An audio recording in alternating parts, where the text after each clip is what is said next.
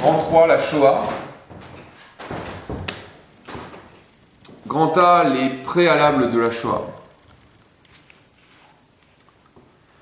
Donc la Shoah ne fut pas le premier génocide de l'histoire. Si l'on définit le génocide par l'élimination d'une catégorie d'hommes en fonction de son appartenance religieuse ou ethnique par la volonté d'un État, le génocide arménien est le seul précédent dans l'histoire. L'oubli ou la méconnaissance du drame qui s'est noué en 1915-1916 a été l'un des outils d'Hitler pour concevoir et faire accepter, même passivement, une démarche génocidaire.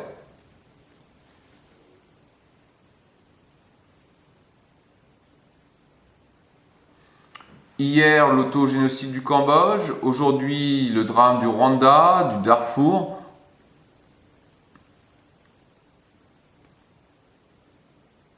La Shoah ne fut pas non plus le dernier génocide de l'histoire. Le cas du Cambodge, même s'il prête à débat, puisqu'on parle de véritable autogénocide, ou le cas reconnu du génocide rwandais, nous pousse à nous interroger sur ces crimes de masse qui se sont développés à travers le monde au XXe siècle. Quelles sont leurs causes, quels sont leurs modes de mise en fonctionnement et quelles sont leurs conséquences morales. Donc, grand A, les préalables de la Shoah comme aboutissement des dérives morales de l'Occident. Donc l'antijudaïsme, qui est une hostilité religieuse à la religion juive, le terme d'antijudaïsme qui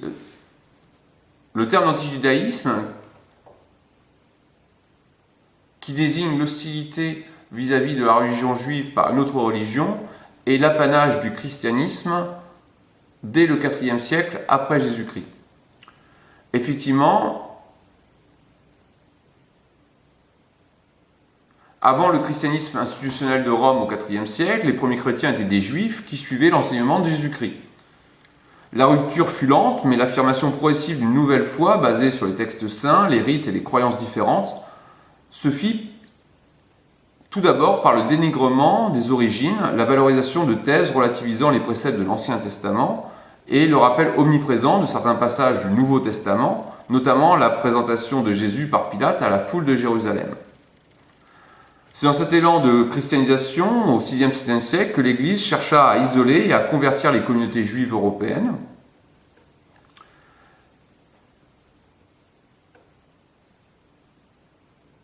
Les premières croisades constituèrent des moments d'exaltation chrétienne qui se firent aux dépens, certes, des musulmans en Orient, mais se manifestèrent par de véritables pogroms en Europe centrale, notamment lors de la première croisade.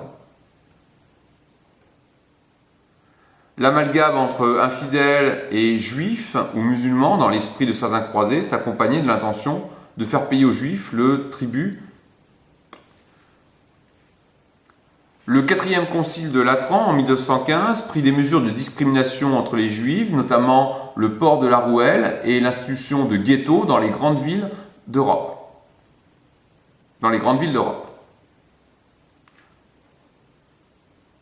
C'est à partir de ce concile que les Juifs furent ainsi considérés par le clergé comme responsables collectifs de la mort de Jésus.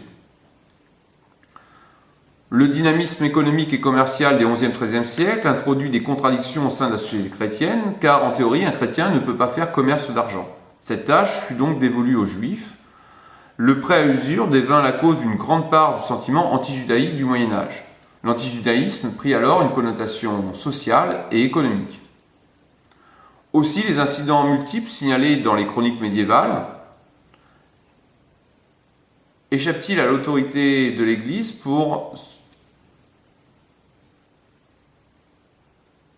qui tente le plus souvent de protéger les Juifs. D'extraction populaire, plus ou moins cautionnée par les autorités civiles, qui peuvent au passage spolier leurs biens, les exactions anti-judaïques se doublent d'un développement de représentations avilissantes rétrogradant le juif au stade d'animal. Pogroms et expulsions se multiplient dans toute l'Europe à partir du XIIIe siècle.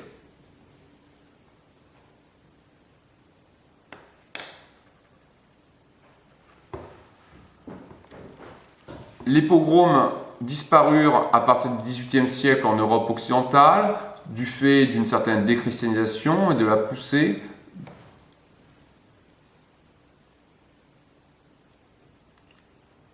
et du fait de la diffusion de la philosophie des Lumières. La liberté de culte, la liberté de conscience permirent aux Juifs une certaine intégration dès le XVIIIe siècle, qui fut confirmée par la Révolution française et les dynamiques du XIXe siècle. Cependant, l'antisémitisme apparut.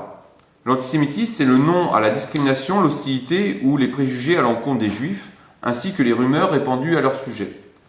Il s'agit d'une forme particulière de racisme, avec l'émergence de l'État-nation européen et le développement colonial au milieu du XIXe siècle. Cette idéologie raciste pointe les Juifs comme un groupe distinct et halogène au sein de toute société. Les Juifs seraient dotés d'une culture, d'une mentalité, d'une religion différente de celle des populations voisines, les rendant inassimilables et dangereux. Il s'agit d'une idéologie laïque se substituant progressivement aux thèses anti-judaïques chrétiennes.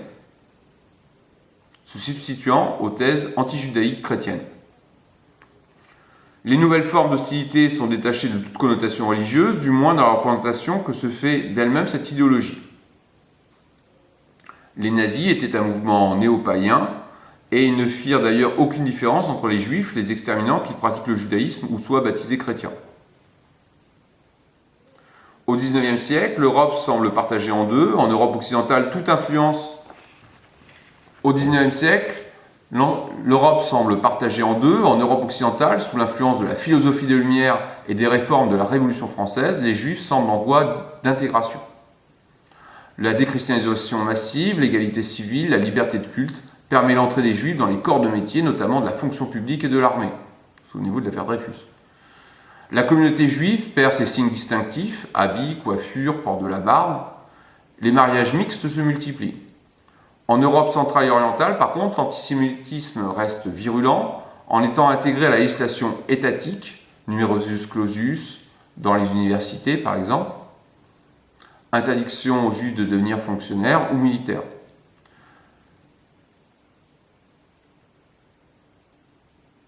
Mais se manifeste également par le déchaînement de violences populaires dans le cadre de pogroms qui rappellent la période médiévale. Cependant, cette distinction est remise en cause par l'affaire Dreyfus, qui montre que l'antisémitisme rampant existe toujours en Occident et que celui-ci est d'extraction autant populaire qu'intellectuelle, et que même si la droite radicale en fait un cheval de bataille pour affirmer ses valeurs de rassemblement de la communauté française, l'antisémitisme peut se retrouver sur les rangs de la gauche ouvrière, pas encore totalement dégagé des stéréotypes du juif banquier et affairiste. Et ceci malgré les éclats du leader Auguste Bebel, qui répétait sans cesse que l'antisémitisme... On peut y intégrer donc la démarche de Bebel, un socialiste allemand, qui disait, à qui voulait bien l'entendre, que l'antisémitisme était le socialisme des cons.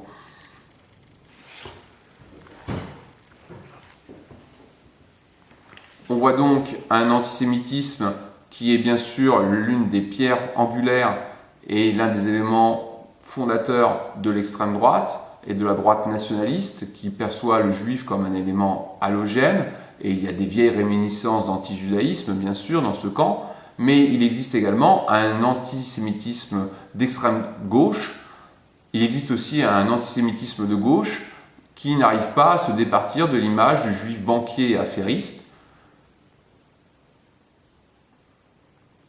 et ce malgré la désapprobation de grands leaders socialistes, notamment en Allemagne Bebel, qui disait à qui voulait bien l'entendre que l'antisémitisme était le socialisme des cons.